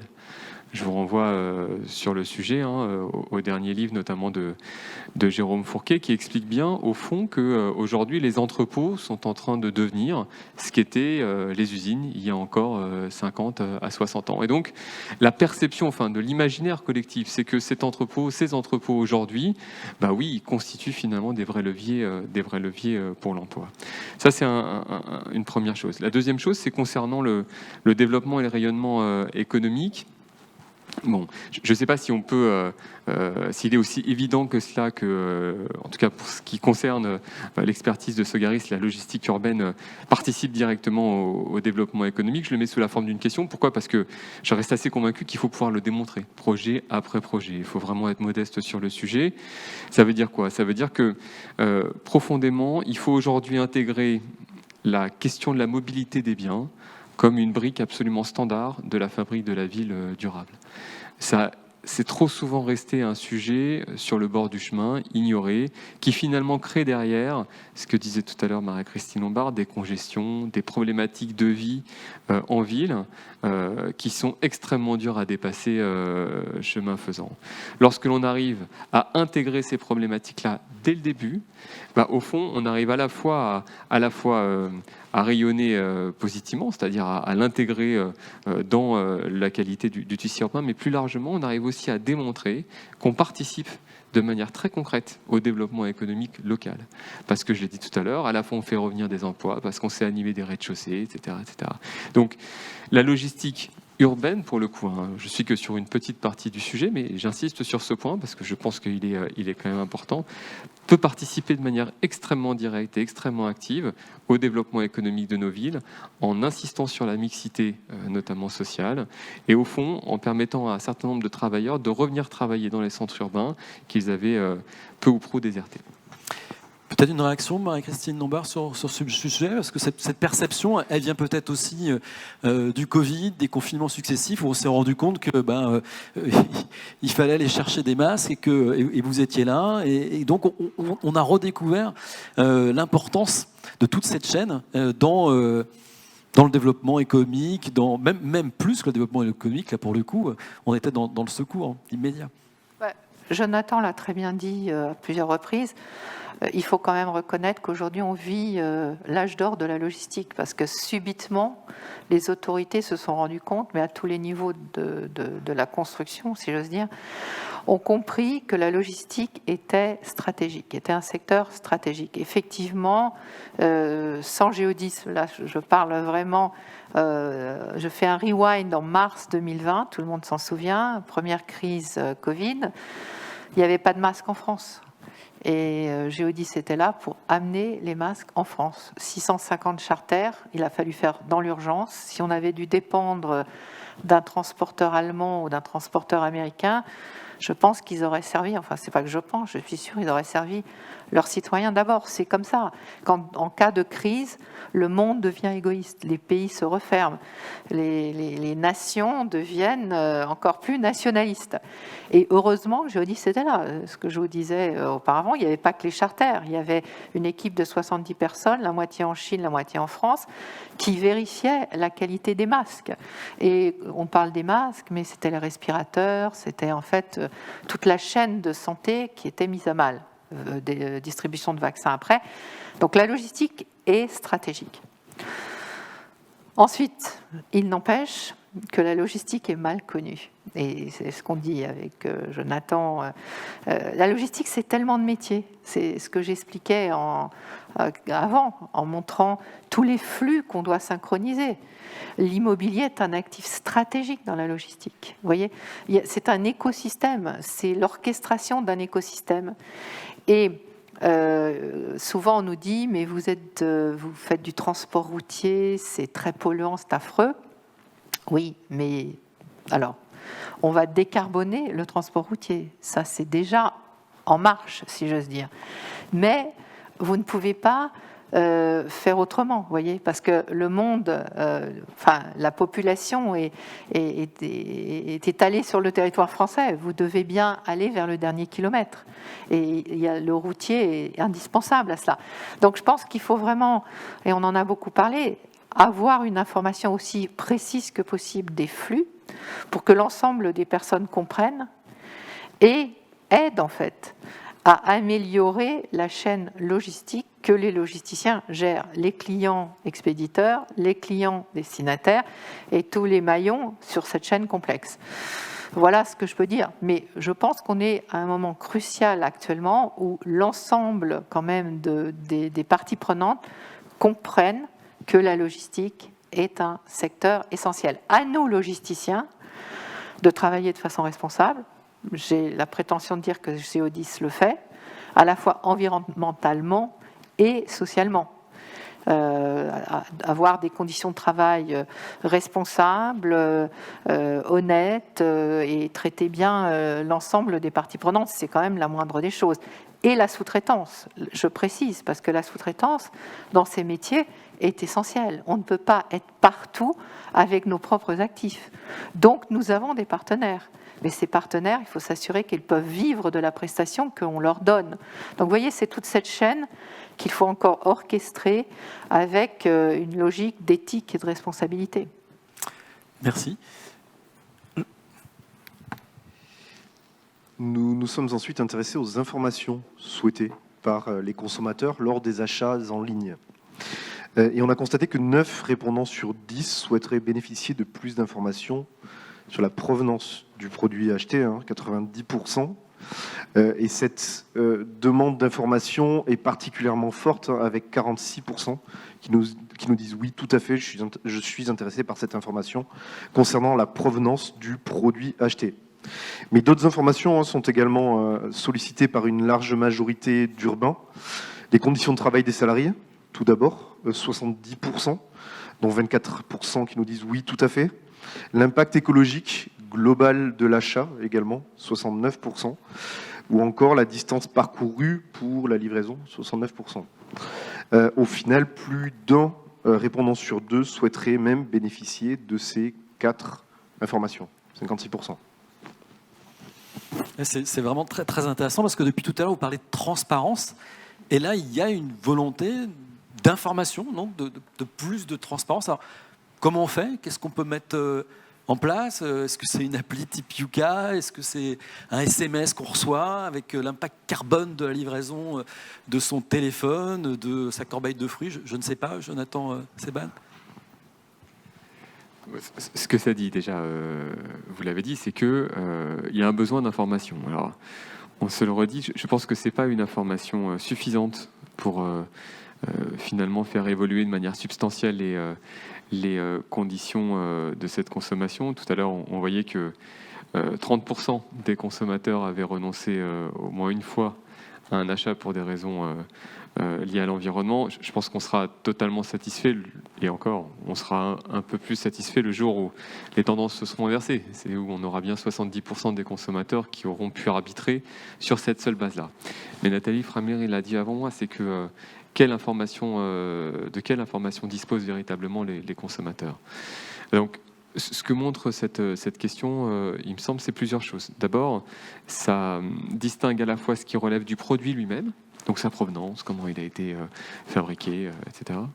Des conditions de transport qui l'ont finalement amené jusqu'au consommateur. Et d'ailleurs, on voit bien que dans l'acte d'acheter en ligne, c'est bien souvent 2 actes distincts. Le fait d'acheter un produit et ensuite le fait de choisir la manière dont on se le fait, livrer, soit dans un point relais ou alors directement jusqu'à chez soi. Si on se concentre sur le deuxième sujet, ce dont on parle là, c'est-à-dire le lien entre consommation et distribution, nous sommes assez convaincus chez Sogaris qu'on doit pouvoir faire mieux, ne serait-ce qu'en diffusant, en communiquant une information aux consommateurs sur à minima, je dirais, l'empreinte carbone du coût livraison pour un produit qui aurait pu transiter par un site Sogaris. En tout cas, c'est fondamentalement une information qui, si on arrive à la construire proprement, de manière objectivée, il ne s'agit pas d'aller fabriquer soi-même une information que l'on n'est pas capable de vérifier, mais si on sait pouvoir la fabriquer proprement, je reste assez convaincu que c'est le genre d'acte qui participe finalement à une forme de conscientisation de l'acte d'achat et qui, chemin faisant, peut amener à faire des arbitrages. Encore une fois, sans doute pas demain, mais dans un contexte qui évolue, avec des consciences qui finalement se polarisent plus ou moins sur ces questions environnementales, sans doute aussi dans un champ réglementaire qui va lui-même évoluer. On l'a vu, hein, on sait que désormais, par exemple, l'achat en un clip n'est plus possible. Donc, il y a un certain nombre aussi d'évolutions qu'il faut pouvoir intégrer. Moi, je reste assez convaincu que cet enjeu de transparence, qui passe avant toute chose par la construction d'une information qui est une information vérifiable, d'accord, objectivable, à minima, moi je pense que ce serait un premier pas extrêmement utile. Marie-Christine Lombard, ces données, vous les avez? Est-ce que ensuite les acteurs économiques se les approprient pour les communiquer? Aujourd'hui, on a un petit problème de micro. Alors je vais vous donner, allez-y. Ouais. Ah ben prenez le mien, gardez votre masque surtout. Aujourd'hui, sur le transport, on a cette information. C'est clair. Et d'ailleurs, on la fournit à nos clients. Est-ce qu'ils la fournissent aux clients, à leurs clients? C'est une autre, j'allais dire, une autre question. Non, aujourd'hui, le consommateur, en revanche, il est très intéressé sur la traçabilité de la livraison. on n'a pas encore des gens qui demandent le coût carbone de la livraison. Enfin, je parle du destinataire, là. L'expéditeur, il le demande. Mais ça sera l'évolution. Et franchement, pour y voir clair, il faut qu'il y ait des coûts carbone de partout, en fait. Production du produit, c'est ce que disait Jonathan. Il y a la production du produit d'abord, qui est quand même en général celle qui prend un gros morceau de coût carbone, et puis il y a la livraison. Enfin, quand je dis la livraison, c'est toute la chaîne de transport et logistique à inclure. Merci. Laurent, je vous en prie. Nous avons également soumis les répondants à 3 propositions pour réduire l'impact environnemental du e-commerce. Et on constate qu'une des propositions recueille un large consensus.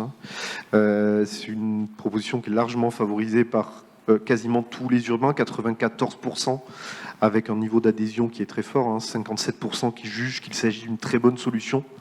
C'est le fait de privilégier l'utilisation de véhicules non polluants pour la livraison des colis, alors qu'il s'agisse de véhicules électriques, biogaz ou vélos.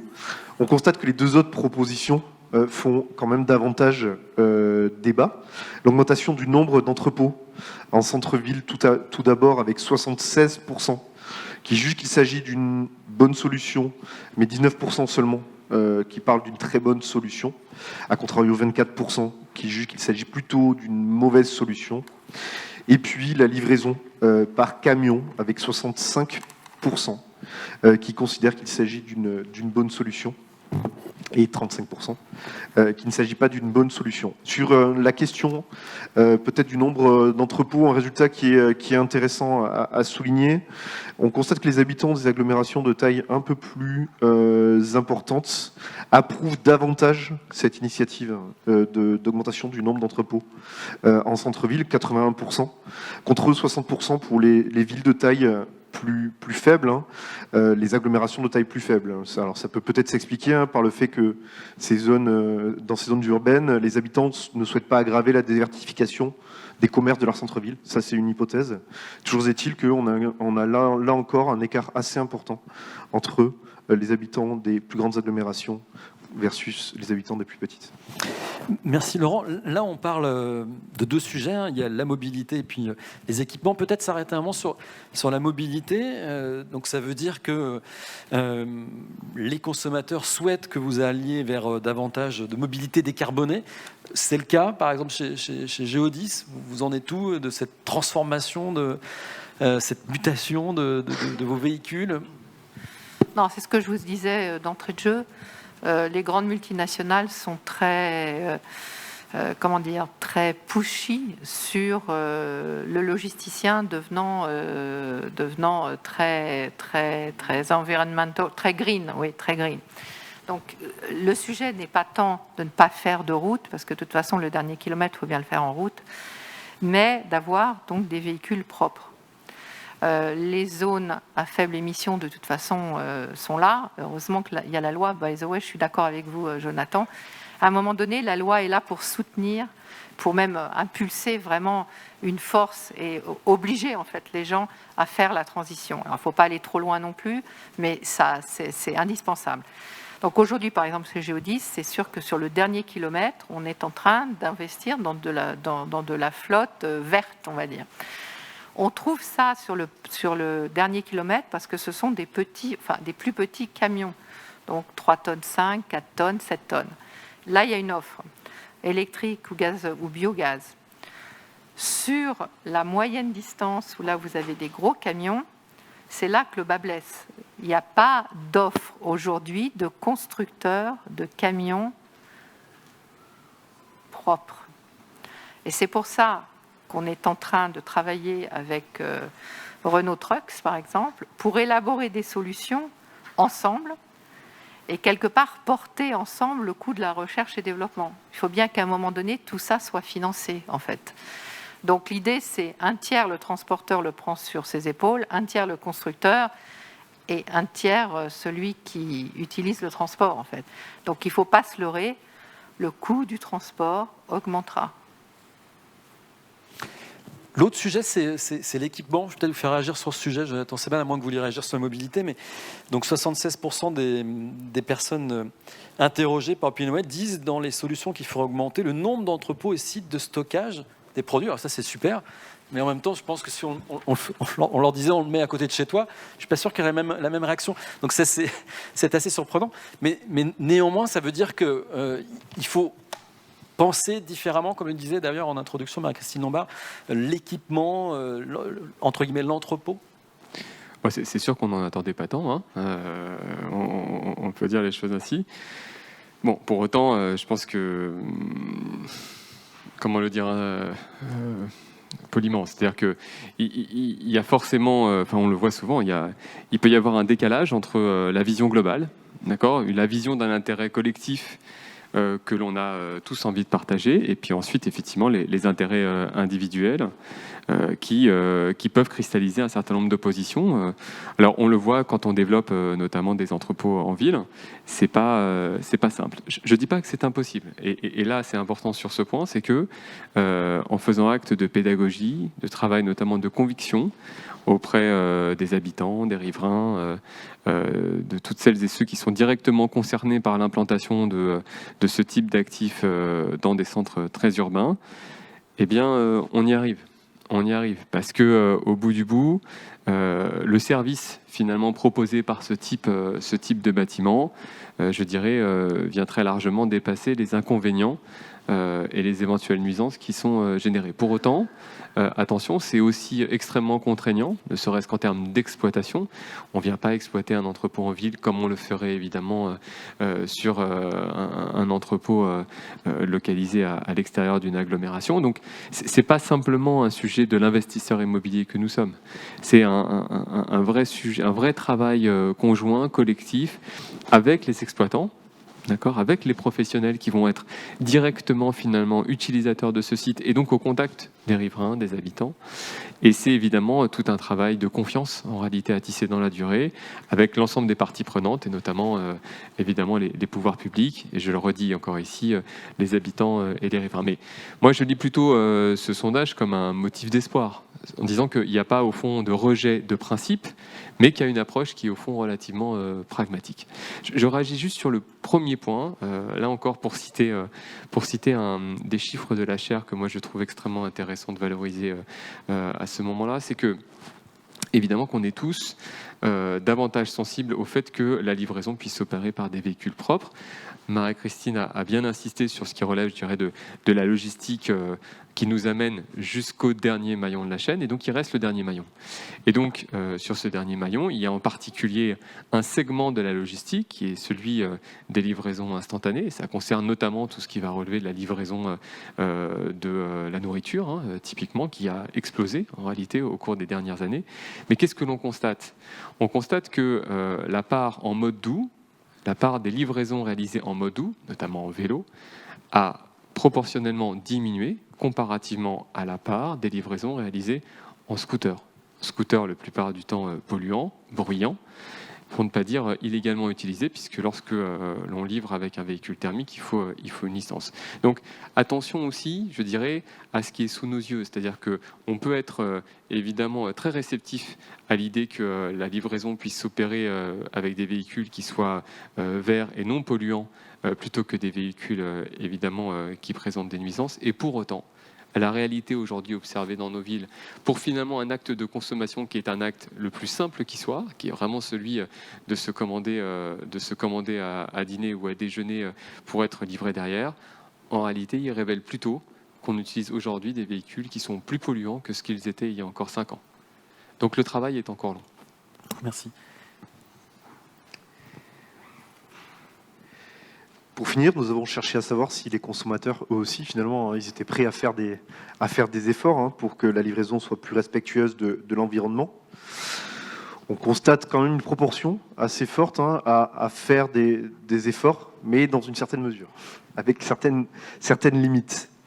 Contre la garantie que le transport de leur colis sera respectueux de l'environnement, 81% seraient prêts à accepter des délais de livraison plus longs. Alors des délais de livraison plus longs, ça veut dire 2 à 3 jours.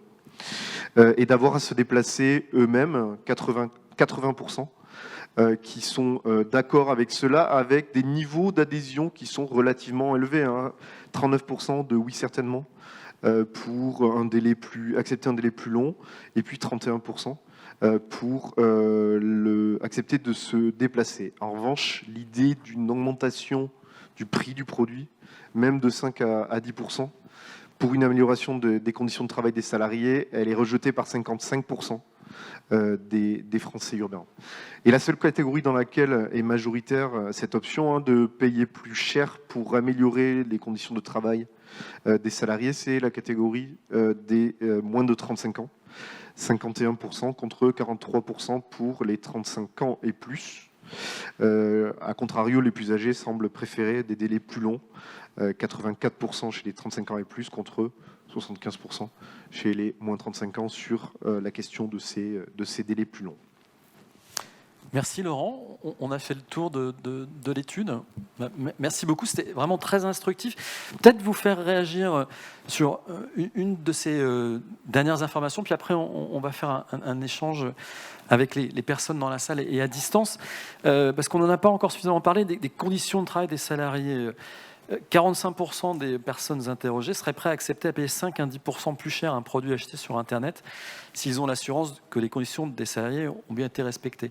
Bon, c'est du déclaratif, mais c'est intéressant quand même, et ça nous amène à aborder ce sujet qui est un sujet extrêmement important. Jonathan Seban, peut-être ? Oui, alors sur ce point, il faut à la fois, je pense, faire preuve de conviction forte, en tout cas on en a, et en même temps pas tomber dans la facilité de raisonnement. Les conditions de travail des salariés qui évoluent dans le champ du e-commerce au sens large, notamment dans les entrepôts, elles sont très très largement respectées. Je pense que Marie-Christine Lombard pourra évidemment en parler. On est évidemment dans des cadres qui sont des cadres réglementaires, extrêmement stricts, surveillés. Le sujet est assez simple. Par contre, on est sur évidemment des métiers qui sont très difficiles. D'accord ? Il ne faut pas se mentir. La logistique est plutôt d'ailleurs en manque aujourd'hui de travailleurs. Régulièrement, elle fait état d'un manque cruel d'effectifs qui vient pénaliser un certain nombre d'entreprises. Donc c'est ça aujourd'hui la réalité du terrain dans les entrepôts. Pour autant, ce que révèle, me semble-t-il, cette question, c'est que pour un consommateur qui donc achète et se fait notamment livrer, qu'est-ce qu'il voit de la logistique ? Il voit notamment le livreur qui vient chez lui et dont il sait pertinemment que les conditions de travail, elles sont globalement pas optimum. Là encore, je vous renvoie aux travaux qu'a réalisé la chaire il y a plus d'1 an sur le sujet, où a été suivi, notamment à l'occasion de l'année 2020, qui est une année extrêmement difficile, notamment à la faveur des divers confinements, a été suivi et étudié les conditions de travail d'un certain nombre de ces travailleurs du dernier kilomètre, qui, effectivement, pour beaucoup d'entre eux, estiment que leurs conditions de travail se sont très largement détériorées. Et sont détériorées pourquoi ? Parce qu'on a une demande qui est forte et qu'on a une offre qui reste extrêmement contrainte. Une réflexion sur le sujet. On est globalement prisonniers, tous, d'un logiciel de pensée qui est celui de la livraison gratuite. Et cette livraison gratuite, on le sait, en réalité, elle vient très très largement déformer la chaîne de valeur de la livraison, et ce plutôt au détriment de ces fameux professionnels du dernier kilomètre. Donc, ce que je traduis en mots de cette question, c'est surtout ce point-là. C'est qu'il y a au fond une conscience du fait qu'il y a un problème, mais que, je pense, en tant que consommateur et citoyen, on ne sait pas encore totalement résoudre. Alors, Marie-Christine Lombard doit nous quitter dans 10 minutes, donc je vais vous proposer, si vous voulez bien, de passer aux échanges. Je crois que vous devez partir à 18h20. C'est ce que j'ai vu dans un petit message qu'on m'a adressé. Je gère votre agenda. Si vous avez des questions, mais je vous en prie, n'hésitez pas. Madame au premier rang, alors je ne sais pas s'il y a un petit micro qui se balade, sinon je vais vous amener le mien, ce qui sera plus simple. Oui, eh ben, je vous amène le micro. Voilà. Allez-y, madame. Merci, oui, bonsoir, Marie de Ketlarana du ministère de la Transition écologique. Merci beaucoup aux organisateurs et aux intervenants. Je pense que c'est une initiative très intéressante. j'ai participé à une mission interministérielle. On avait eu d'ailleurs l'occasion de s'entretenir avec un certain nombre de responsables présents ici sur e-commerce et développement durable. Dans cette mission, effectivement, il y a eu beaucoup d'éléments que vous avez repris aujourd'hui. Je pense que c'est très bien que vous ayez insisté les uns et les autres sur la dimension de la logistique amont. Parce que dans notre mission, on a eu l'impression que la logistique du dernier kilomètre, alors elle est loin d'être résolue et ça pose un tas de problèmes, mais que tant les pouvoirs publics que les acteurs privés avaient pris en main le sujet et qu'il se passait des choses. Que par contre, pour la logistique avant, la logistique amont, là, la problématique est beaucoup moins travaillée collectivement. En fait, les entrepôts, on a une difficulté qui est aussi que les entrepôts du e-commerce, c'est une sorte d'ovni. C'est-à-dire que moi, ce que j'ai découvert dans cette mission, c'est qu'il n'y a pas des entrepôts du e-commerce. D'ailleurs, il n'y a pas... C'est comme le consommateur, madame, il n'y a pas le e-commerce. Il y a différentes formes de e-commerce.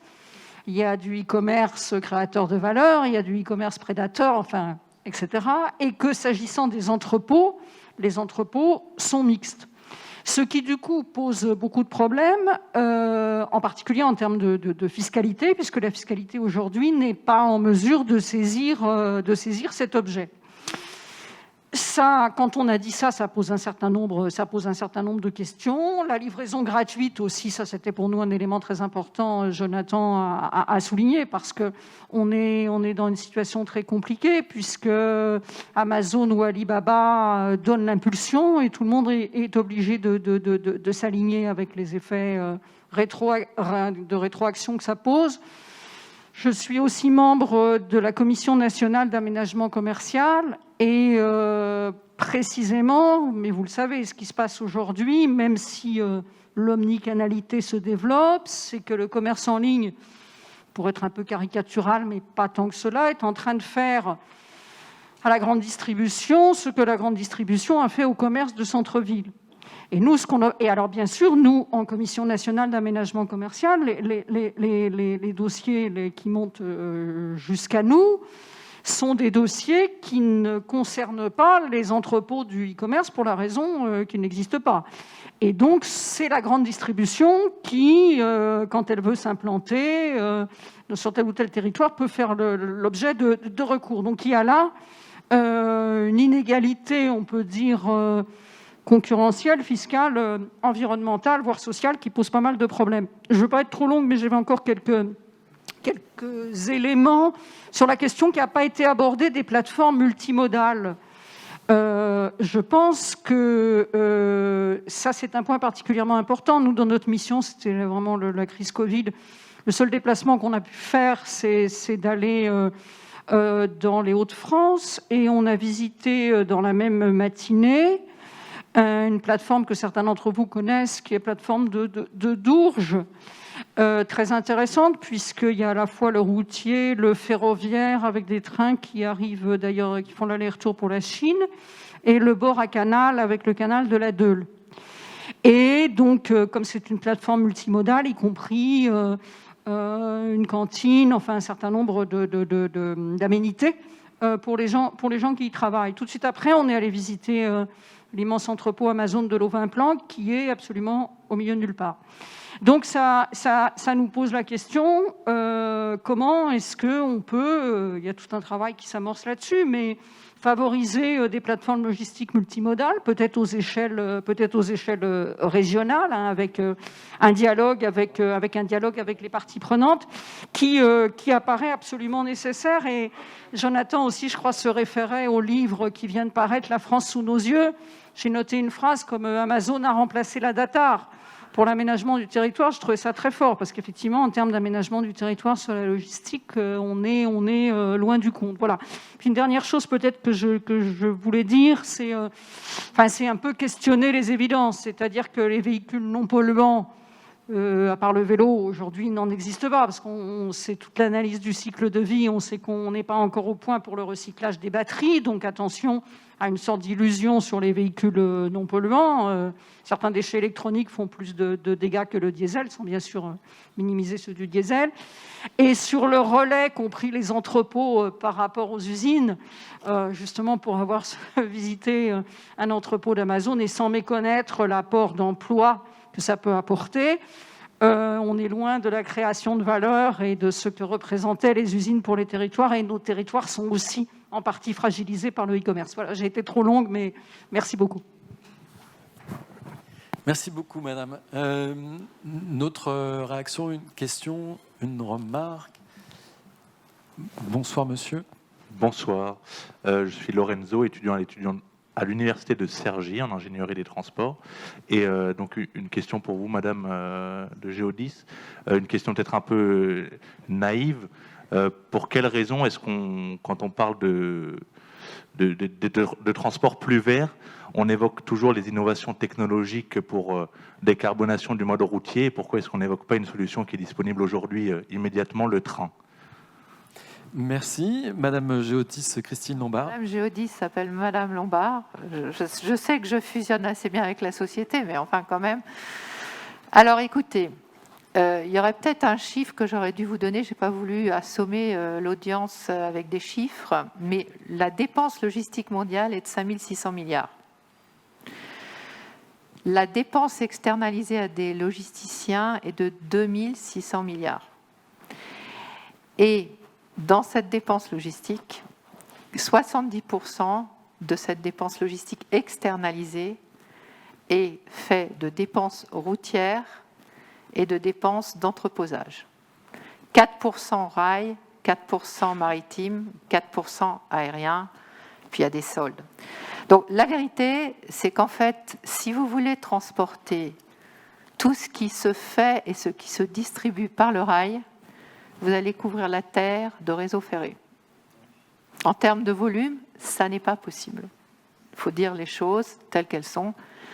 En revanche, je ne vous parle même pas. Donc ça, déjà, c'est les volumes qui devraient passer par le rail si on devait remplacer la route. Il est illusoire de penser qu'on peut décarboner la logistique en passant par le rail. Ça n'est pas possible. Après, donc c'est pour ça qu'on dit décarbonons la route. Et franchement, on n'en est pas loin. On n'en est pas loin. En revanche, pour rebondir sur ce que vous disiez à Dourges, nous sommes très présents, Géodis, et on est très contents parce que c'est une plateforme multimodale. Il y a des produits qui peuvent passer par le rail. Tous les produits qui vont vers des usines, la sidérurgie, l'alimentaire aussi, les céréales, etc.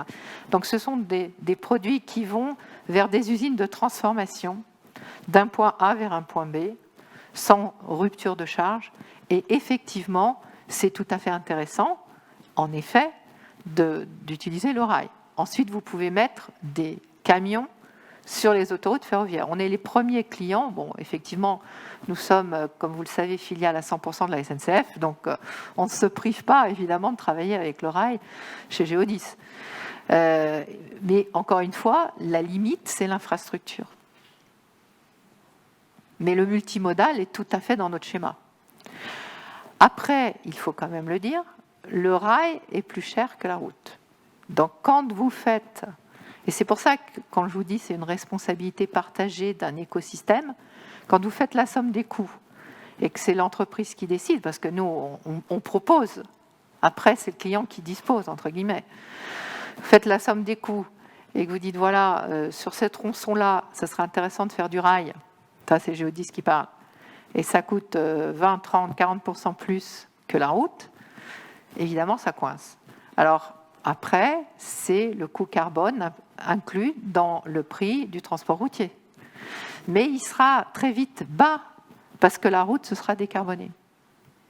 Je vous assure que les plans sont très sérieux et on devrait tous s'en réjouir d'ailleurs. Voilà ce que je peux vous dire sur le sujet. Très bien. Si Jonathan Sebin, vous avez un ajout. Sinon, on prend une dernière question pour permettre à Madame Madame Géodis, voilà, Madame Géodis de partir. Et puis, il est l'heure aussi de nous quitter. Dernière question, peut-être ? Non, bah écoutez, si, non. Eh ben non, bah écoutez, merci, un grand merci à Maxime Lombard, présidente de Géodis, Nathalie Damery, cofondatrice, présidente de l'Obsoco, et Jonathan Sebin de Sogaris. Un grand merci, voilà, ce campus 360 se referme. Il vous retrouve l'année prochaine. Merci à tous.